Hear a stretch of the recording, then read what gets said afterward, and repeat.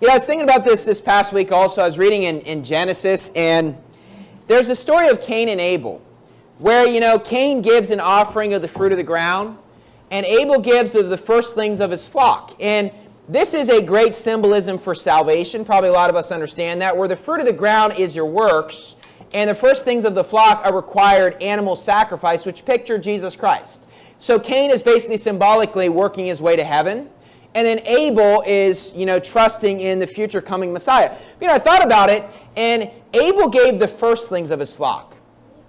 Cain just brought of the fruit of the ground, the Bible says. It doesn't say he brought the best. What's interesting is people that believe and repent of sins for salvation, they usually aren't offering anything special to God.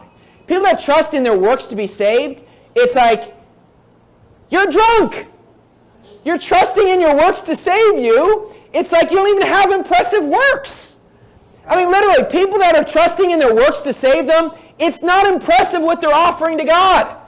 They're not bringing the first of the fruits. They're just bringing their works that are just not impressive at all. They don't read the Bible every day. They don't go to church every week. They don't go soul winning. They're not living a clean life. And they're like, yeah, you know what? You got to live a good life to go to heaven. If that was the case, and you are the standard for what good is, then everybody in this room is already good to go. Because the average person trusting in their works to get to heaven, they don't have impressive works. Right. But here's the thing. When you determine what's required to go to heaven, you always set the bar low enough so you can hop over. Right. If you're not living a very clean life at all, you set it really low. If you're a drunk, let's just set it a little bit lower because I got to make sure I get over there, right? This is why some people get mad when you take the authority out of their hands and they realize, well, actually it's about what Jesus Christ did, because they no longer can set the bar of what they have to do to get to heaven. But the reality is, and obviously there are exceptions to this, in general though, people that think you have to live a good life to get to heaven, they don't have impressive works to show. And sometimes, you talk to people.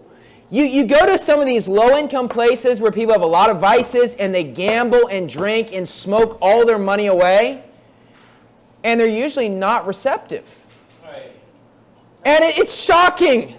It's like you would think you'd be so happy to find out it's by faith alone. It's like, nope, you got to live a good life. It's like, what?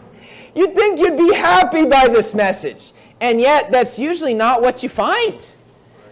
People that are trusting in their works to get to heaven, they usually don't have impressive works to show.